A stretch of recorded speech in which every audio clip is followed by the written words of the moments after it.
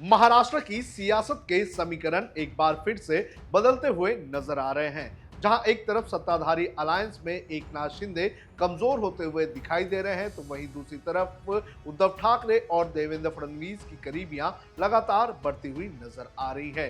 देवेंद्र फडणवीस ने विधान सभा में उद्धव ठाकरे को सत्ता में आने के मौके का ऑफर दिया, तो वहीं दूसरी तरफ आदित्य ठाकरे देवेंद्र फडणवीस का स्वागत करते हुए नजर आए।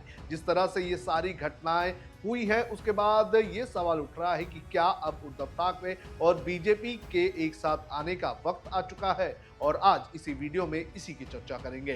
नमस्कार, आप देख रहे हैं लोकमत हिंदी। मेरा नाम है सुन कनौजिया। सबसे पहले बात करेंगे इस चर्चा की शुरुआत कहां से हुई।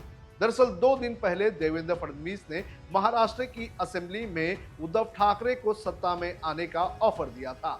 देवेंद्र फडणवीस ने उद्धव ठाकरे को चुटकुले अंदाज में यहां तक कह दिया था कि हम उस तरफ अभी 2029 तक नहीं बैठने वाले हैं, आपको इस तरफ आना है तो कुछ सोच सकते हैं, रणनीति बना सकते हैं। ये पहला मौका है जब देवेंद्र फडणवीस ने इस तरह का बयान दिया है। इसके बाद एक वीडियो देवेंद्र फडणवीस और आदित्य ठाकरे का भी सामने आया था, जिसमें दिखाई दे रहा था कि सह्याद्री गेस्ट हाउस के बाहर आदित्य ठाकरे खड़े थे और अपनी गाड़ी का वेट कर रहे थे, और उसी वक्त देवेंद्र फडणवीस भी वहां पहुंच गए। तो आदित्य ठाकरे ने उनसे कहा था कि मैं आपके वेलकम के लिए खड़ा हूं, आपने ही साथ में आने का ऑफर दिया था। हालांकि ये बातचीत हंसी मजाक में हुई थी, लेकिन सियासी मायने इसके निकाले जा रहे हैं, और ये सियासी मायने उस वक्त बढ़ गए जब उद्धव ठाकरे और देवेंद्र फडणवीस की एक बार फिर से गुरुवार को मुलाकात हुई।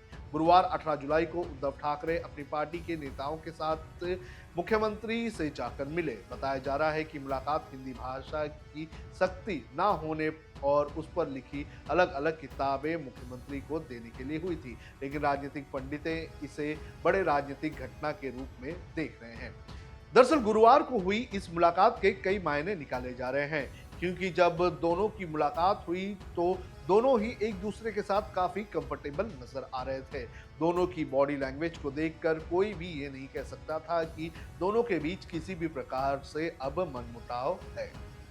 फडणवीस और उद्धव ठाकरे के बीच पिछले 24 घंटों में जो दोनों मुलाकातें हुई हैं, उसमें उनकी बॉडी लैंग्वेज काफी अहम है। दोनों के चेहरे पर मुस्कान, आत्मीयता ठीक वैसे ही दिखाई दे रही है जैसे 2024 में जब देवेंद्र फडणवीस पहली बार राज्य के मुख्यमंत्री बने थे, तब अक्सर ऐसी ही तस्वीर दिखाई देती थी। तब फडणवीस और उद्धव ठाकरे दोनों ही गठबंधन में थे। अब एक बार फिर से वैसी ही नरमी दोनों के रिश्तों में नजर आ रही है। वहीं राजनीतिक विशेषज्ञों का कहना है कि इन मुलाकातों से सबसे ज्यादा मुश्किल एकनाथ शिंदे की हो सकती है, जो पहले ही काफी चिंता में है। कहा जा रहा है कि शिंदे को सरकार में रहकर राजनीतिक तौर पर कमजोर करने की कोशिश भी की जा रही है। कहा यह भी जा रहा है कि शिंदे के साथ काम करना बीजेपी और आरएसएस के एक तबके को मंजूर नहीं है। बीजेपी में कुछ ऐसे लोग हैं जो आज भी उद्धव ठाकरे के साथ गठबंधन में रहना चाहते हैं।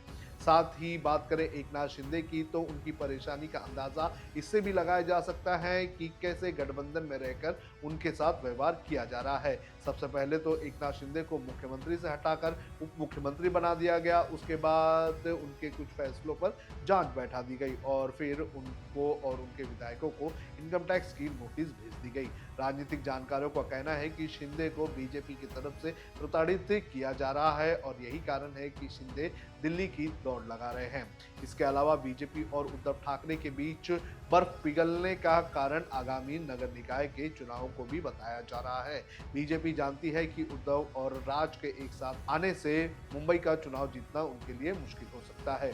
मुंबई में एकनाथ शिंदे और अजित पवार की उतनी ताकत नहीं है जितनी उद्धव और राज ठाकरे की है, लेकिन बीजेपी राज के साथ गठबंधन इसलिए नहीं करना चाहेगी क्योंकि उनकी इमेज एक बैड बॉय की बनी हुई है, और उनको साथ में लेने से उनके उत्तर भारतीय हिंदी भाषी गुजराती मारवाड़ी वोट नाराज हो सकते हैं। वहीं उद्धव ठाकरे की अगर बात करें तो वो हिंदी के मुद्दे पर इतने आक्रामक नहीं है जितने राज ठाकरे हैं। तो इन सारी परिस्थितियों को देखकर दोनों पार्टियों के बीच नजदीकियां बढ़ती हुई नजर आ रही हैं। आपको क्या लगता है कि क्या दोनों पार्टियां एक साथ फिर से गठबंधन में आ सकती हैं, और आने वाले जो महानगर निकाय के चुनाव हैं वो चुनाव जो है वो दोनों पार्टियां एक साथ लड़ सकती हैं। आप हमें कमेंट करके जरूर बताएं।